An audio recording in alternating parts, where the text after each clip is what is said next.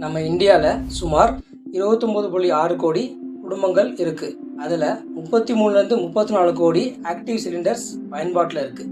டெய்லியும் காலையில் குடிக்கிற டீயில் தொடங்கி நைட்டு சாப்பிட்ற டின்னர் வரைக்கும் எல்பிஜியோட பயன்பாடு இன்றியமையாததாக இருக்குது. அது எங்கே தோன்றி பல மைல்கள் தாண்டி நம்ம கிச்சனுக்கு வந்து சேருதுங்கிறத பற்றி இந்த வீடியோவில் தெளிவாக பார்ப்போம் வாங்க.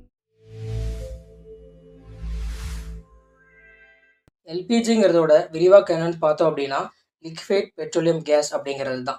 1910 அமெரிக்காவை சேர்ந்த டாக்டர் வால்டர் ஸ்னெல்லிங் என்பவர் தான் முதலாக பெட்ரோல்லேருந்து ஆவியாகக்கூடிய வாயுக்களை திரவமாக மாற்ற முடியும் அப்படிங்கிறத கண்டுபிடிச்சாரு. ஆனால் 1912 தான் இது வணிக பயன்பாட்டிற்கு வந்தது. இந்தியாவில் முதலாக எல்பிஜி எப்போ வந்ததுன்னு உங்களுக்கு தெரியுமா? 1955 பாம்பேல தான் முதலாக அறிமுகப்படுத்தப்பட்டுச்சு. ஆரம்ப காலத்தில் இது வெறும் பணக்காரர்களுக்கு மட்டுமான ஒரு வசதியாக மட்டும்தான் பார்க்கப்பட்டுச்சு. ஆனால் பின்னாடி 1970-80களில் அரசு நிறுவனங்களான ஹெச்பி, இண்டேன், பாரத் கேஸ் போன்ற மூலமாக எளிய மக்களையும் சென்றடைய தொடங்குச்சு. தற்பொழுது இந்தியாவில் சுமார் 90% அதிகமாக எல்பிஜி சிலிண்டர்கள் பயன்பாட்டில் இருக்குது. இந்தியா எல்பிஜி கேஸை 60-60% வெளிநாட்டிலேருந்து தான் இம்போர்ட் பண்ணுறாங்க. பாக்கி 35-40% உள்நாட்டிலேயே உற்பத்தி ஆகுது. இந்த இறக்குமதியில் 90%க்கு அதிகமானது கத்தார் மற்றும் சவுதி அரேபியா நாடுகளில் இருந்து ஸ்ட்ரைட் ஆஃப் ஹார்மோஸ் என்ற நீரிணை வழியாக தான் இந்தியாவுக்கு வந்தடையுது. தற்போது இஸ்ரேல், ஈரான் இடையில நடக்கிற போர் காரணமாக அந்த ஸ்ட்ரைட் ஆஃப் ஹார்மோஸ் என்ற பகுதி மூடப்பட்டிருக்கு. இந்தியா போன்ற பல நாடுகளில் எல்பிஜி தட்டுப்பாடு ஏற்படுறதுக்கு இதுதான் காரணம். இந்த மாதிரி போர்க்காலங்களில் ஏற்படுற பதட்டங்களின் போது இந்தியா எரிசக்தி பாதுகாப்பை வலுப்படுத்தும் விதமாக மார்ச் 2026 இருந்து சுமார் 48,000 டன்கள் வரைக்கும் சொந்தமாக உள்நாட்டில் உற்பத்தி பண்ணியிருக்காங்க.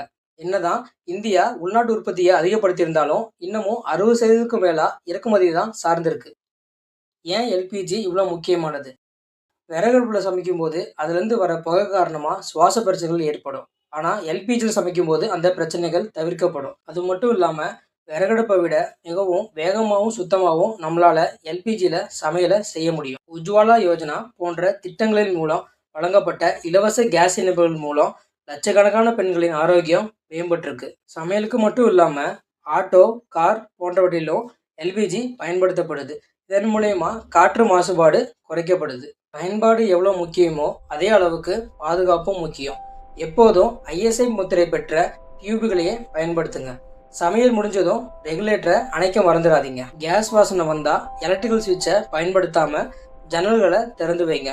அப்போது தான் பாதுகாப்பான சமையலை மேற்கொள்ள முடியும். ஒரு காலத்தில் ஆடம்பர பொருளாக இருந்த எல்பிஜி இன்னைக்கு நம்ம வாழ்க்கையில் ஒரு அங்கமாகவே மாறிடுச்சு.